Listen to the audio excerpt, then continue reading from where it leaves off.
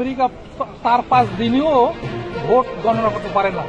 আর আমরা ইভিএমের মধ্যে 4-5 মিনিট থেকে 10 মিনিটের মধ্যে ভোট গণনা করে কেন্দ্রে ঘোষণা দিয়ে দিই। এই জিনিসটা তো আমেরিকায় নেই। তো এই তাদের প্রায় 250 বছরের গণতান্ত্রিক অভিজ্ঞতায় তো সেটা এখনো পারেনি। উদারে আজকে হেভি ডলার দিচ্ছে পাবলিকে, মন খুশ হয়ে গেছে। আর একজন লাস্ট সিএসি কেও দিচ্ছে ডলার। যারা করেছেন তাদের অভিনন্দন। জুতার বাড়ি, গলায় জুতার মালা, এর চাইতে ভালো দৃশ্য আর হয় না। আয় ভাই বুকে আয়, বুকে আয়। উক যখন আদালতে নিয়ে যাবি না, উঠেও আর এক রাউন্ড দিবেন। পুলিশ বারা ওর না এটা ক্রিকেট খেলার গার্ড করে দিয়ে শেষে ক্ষুদ্র ভ্রাতারা বেশি উৎসাহে কালামানিকের মতো হেঁটে দিলে মুশকিল। যদিও ওই ফাটলে কি আর না ফাটলে কি, ডেট এক্সপার্ট হেঁটে দিয়ে লাভ নাই। তাও কোয়া যায় না পুলিশ ভাইরা, তাই ওর হেফাজত করেন। তো প্রফেসর ইউনুস কইছে যে কামটা খুবই খারাপ হয়েছে। খারাপ তো বটেই, মন্দ কাজের না আকর্ষণ আছে স্যার, বুঝছেন? ওই যে একটা গান আছে না, যে আইজ দুজনে মন্দ হলে মন্দ কি, তো বুঝাও তুমি আর কি, মন্দ হইলে অসুবিধা নাই। তো মুরব্বীরা অনেক কথাই বলেন, সব কথা শোনার দরকার নাই। হুদারে ডলা দেওয়াটা মারাত্মক ভালো কাজ হয়েছে। যারা করছে তাদের ভালোবাসা। এর পরের এপিসোডের জন্য রেডি হন। এইবার আসেন আজকার আলাপে। হাসিনা কোন এক্সিট প্ল্যান করেছিল, মানে হাসিনা পতনের আগে তার পরিকল্পনা কি আছিল যা সে বাস্তবায়ন করতে পারে নাই? এই প্রশ্নের উত্তর যদি পাই তাহলে আমরা অনেক রাজনৈতিক ধাঁধার ফল মিলাইতে পারবো। আমাদের কি করা উচিত সেটা বুঝতে পারবো।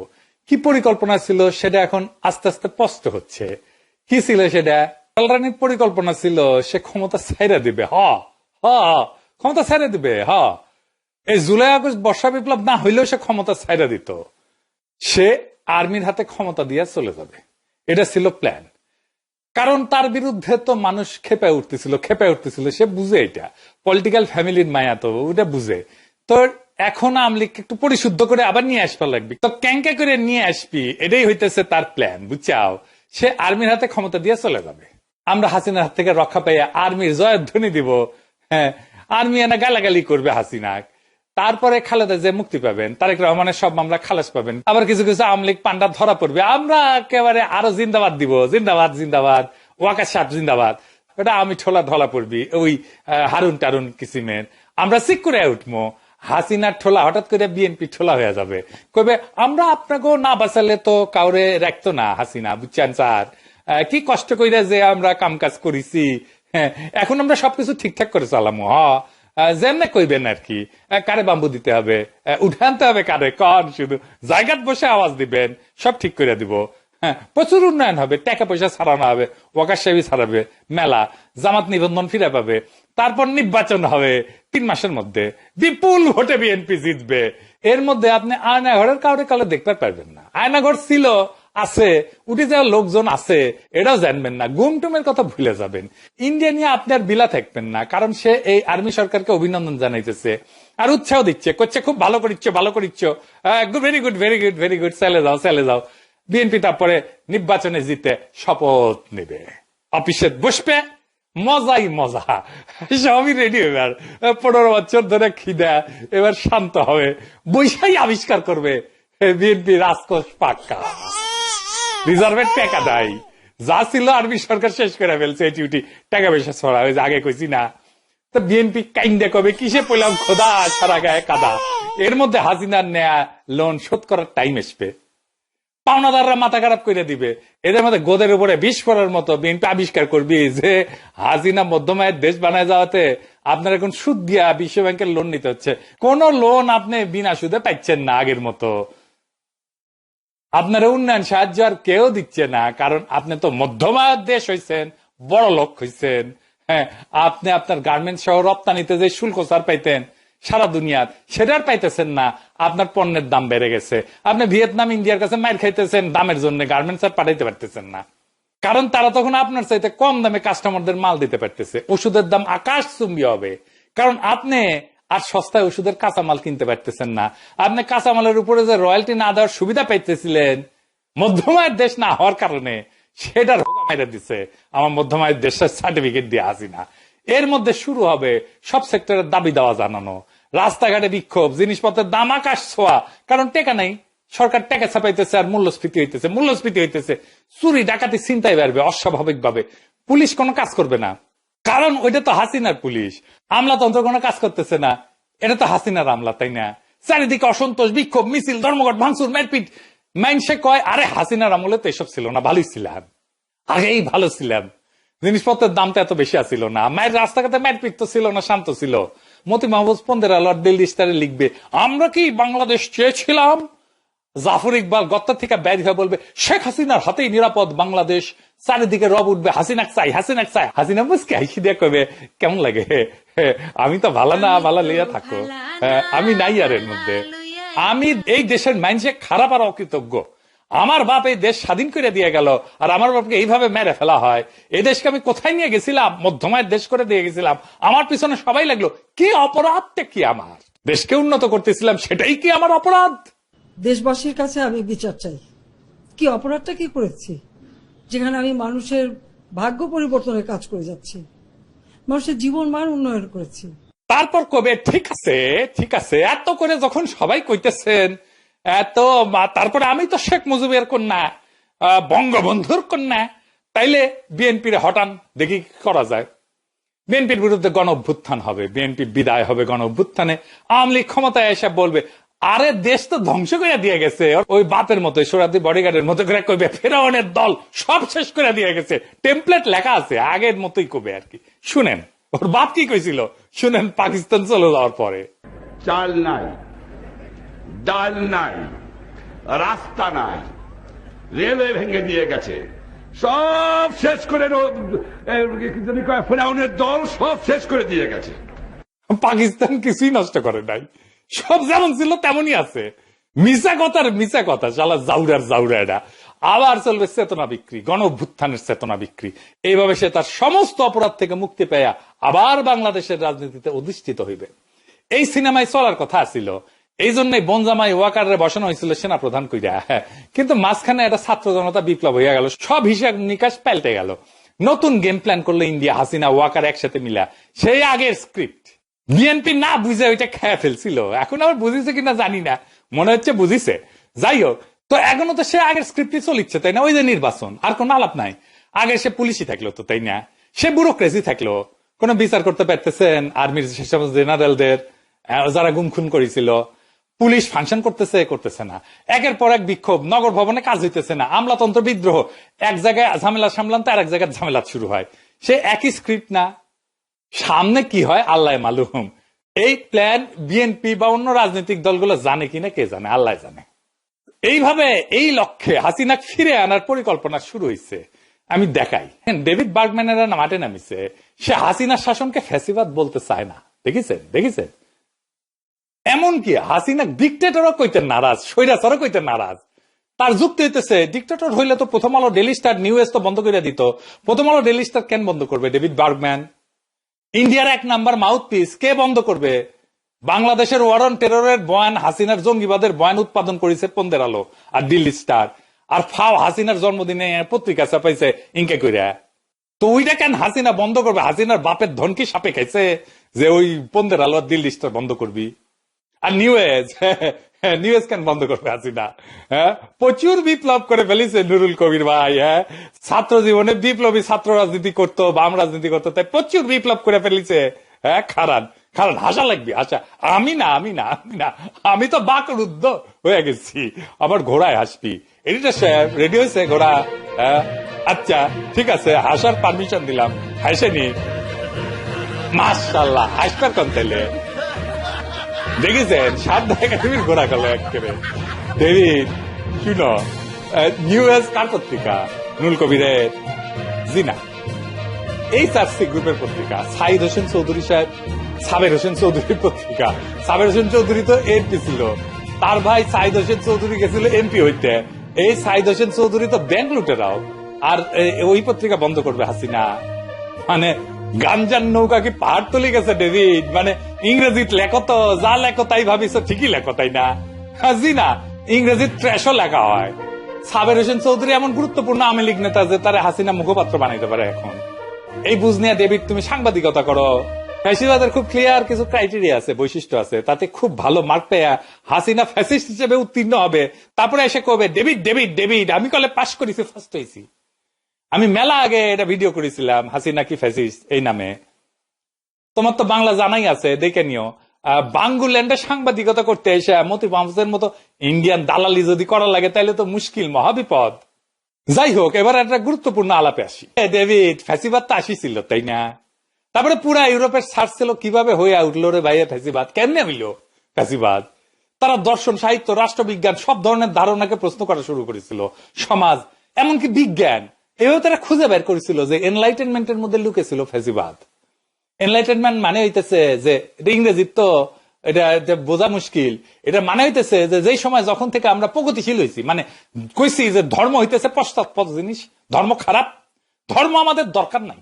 তুমি প্রাইভেটলি ধর্ম টর্ম পালন করতে পারো, আমরা যুক্তি দিয়া চলবো, আমরা লজিক দিয়া চলবো। সমাজ কোন, আমি ব্যক্তির ইচ্ছায় চলবো, আমার ইচ্ছাই সবচেয়ে বড়, সমাজে ইত্যাদি, বুঝাও। তো যাই হোক, আমরা একটা এক্সাম্পল দিয়ে বুঝাই সাহিত্য কিভাবে ফ্যাসিবাদের ভ্রূণ আবিষ্কার করেছিল। ইংরেজি সাহিত্য দিয়ে বোঝাই, ইংরেজি যেহেতু কইছে তাহলে ঠিকই কইছে। একটা বই আছে ট্রপিক অফ ক্যান্সার, এইটা লেখা হয়েছিল প্রথম বিশ্বযুদ্ধের পরে, প্যারিসে কিন্তু লিখেছিল, সেজন্য আমার একটা প্রিয় বই এটা। শুরুতে উনি লিখিচ্ছেন, এই যে ইংরেজিতে লিখিচ্ছেন, our heroes have killed themselves or are killing themselves. The hero then is not time but timelessness. We must get instead a lockstep toward the prison of death. There is no escape. The weather will not change. ইংরেজিটা খুব দুর্বোধ্য মনে হইতেছে, আসেন আমরা এই 5টা sentence আলাদা করে বুঝেনি। হেনরি মিলার কইতেছেন, আমাদের হিরোরা নিজেরাই নিজেদেরকে খুন করিছে। সেই হিরোরাকে হেনরি মিলার কইছে, সেই হিরোরা হইতেছে টাইমলেসনেস, মানে সময় না থাকা, সময়হীনতা। সময়হীনতাটা মাথায় রেখেন, আমি এটা বুঝে দেবো আবার খুব সুন্দর করিয়া। সেই হিরোরা নাই জন্যে আমরা এখন লক স্টেপ, লক স্টেপ মানে এই মিলিটারি যেভাবে হাঁটে না, মার্চ করে না, ওটা হচ্ছে লক স্টেপ। তো সেই হিরোরা নাই জন্যে আমরা এখন লক স্টেপে ওই মিলিটারি মার্চ করে মৃত্যুর জেলখানার দিকে যাইতেছি। এ থেকে মুক্তি নাই, এবং ওই ওয়েদার বদলাবে না কইতেছে। এখানে ওয়েদার বলতে কিন্তু অবস্থা বুঝাইছে হেনরি মিলার, আবহাওয়া না। হ্যাঁ, তো টাইম আর টাইমলেসনেসটা এবার বুঝেনি। আসেন বলেন তো, টাইম আসলে কি? সময়। দার্শনিক কোশ্চেন, তো জটিল জিনিস, তবে আমরা চালচালায় বুঝে যাব। ধরেন আমি দিন রাত বুঝি, তাই না? সকাল দুপুর সন্ধ্যা বুঝি, তাই না? ঘড়ি না দেখেই বুঝি, ঘড়ি পড়িছি কলে আজকে, আমি মাঝে ঘড়ি পড়ি না, আজকে ঘড়ি পড়িছি, এটা বুঝছাও, এই এপিসোডের জন্য ঘড়ি পড়িছি।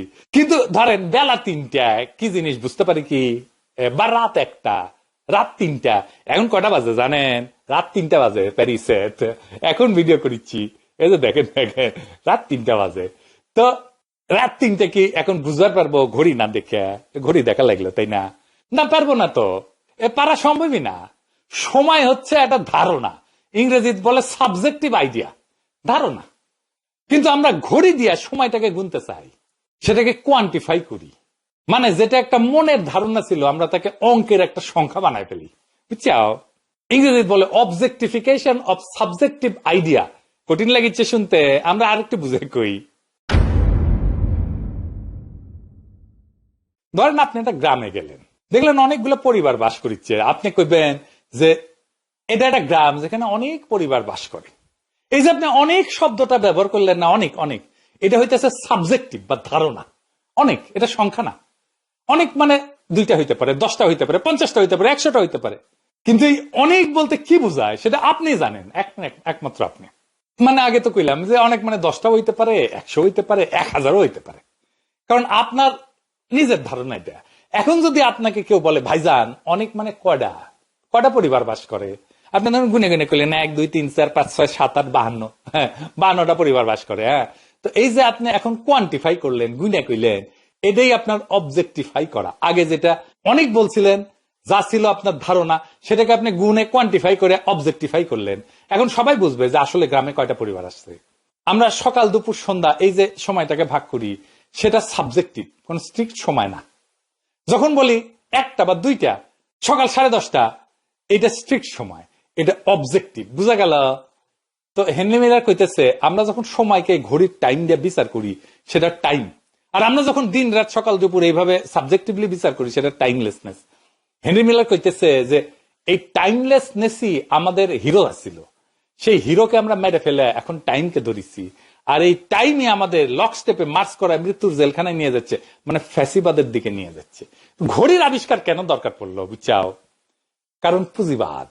এই যে কারখানা টারখানা আছে না, তো আপনি তো কারখানা একই সময় চালাইতে হবে, অনেকে আসবে, তারপরে কাজ শুরু হবে।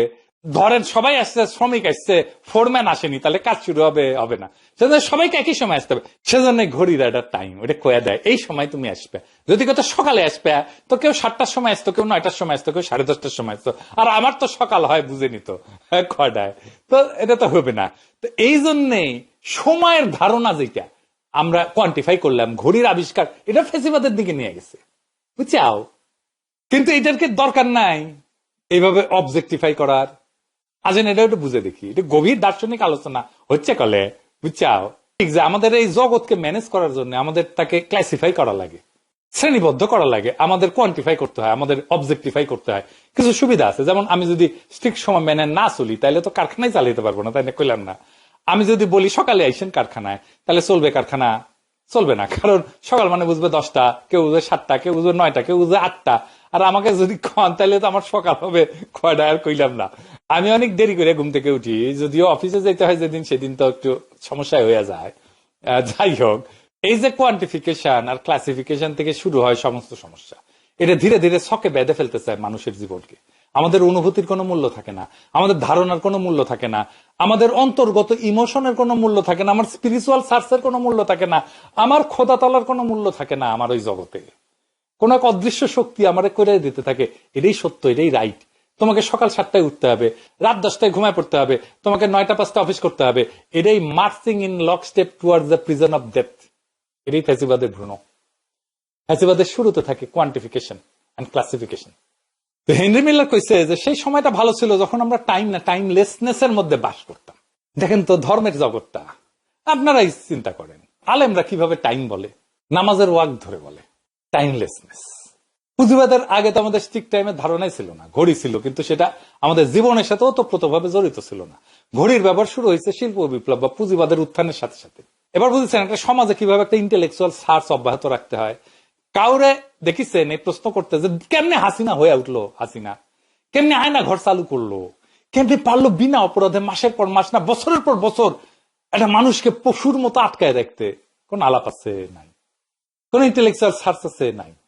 আর এইদিকে ডেভিড বার্গম্যানেরা হাসিনারে সাফসুত্র করার প্রজেক্টে নামিছে। দেখেন আমাদের শক্তি কত কম, আমাদের ন্যারেটিভ তৈরি করার কোন লোক নাই। যে কয়টা আছে তাদের বিপুল আক্রমণ সহ্য করতে হয়। এই আওয়ামী লীগের আক্রমণ, বামের আক্রমণ, নাস্তিকের আক্রমণ, ইন্ডিয়ার আক্রমণ, হিন্দুত্ববাদীর আক্রমণ, লিবারালদের আক্রমণ, সেকুলারদের আক্রমণ, বাঙ্গুত প্রগতিশীলদের আক্রমণ, সুশীলদের আক্রমণ, আবার বিএনপি আক্রমণ শুরু করেছিল মাঝে। এবং এইভাবেই তারা পরিকল্পনা করছিল মঞ্চের আলো নিভাই ফেলবে, তারপর আবার ঢুকবে নতুন মুখোশ পইরা। কিন্তু তারা বোঝেনি যে এইবার দর্শকেরা মঞ্চে উঠে আসছে, এবার আমরা কাহিনী শুনতে না লিখতে আসছি। ডেভিড বার্গম্যানের মতো যারা বলবে ফ্যাসিবাদ বলে কিছু নাই, হাসিনা স্বৈরাচার না, তাদের ইতিহাসের ডাস্টবিনে ফেলে দিতে হবে।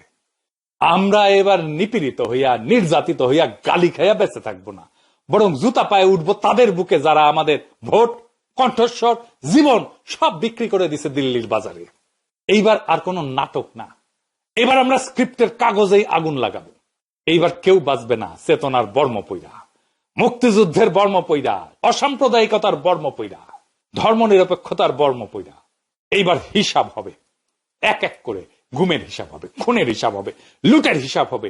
ক্ষমা নাই, ছাড় নাই, বদলা নিতে হবে সব অবিচারের। ওরা অস্ত্র হাতে নিয়ে যুদ্ধ করতে আসবে। শোনেন, আমরা করতে হইলে এইখান থেকে পয়সা উঠান, আর যারা আসল দিয়ে তাকে পয়সা দিবার জন্য আমরাও পয়সা দিব।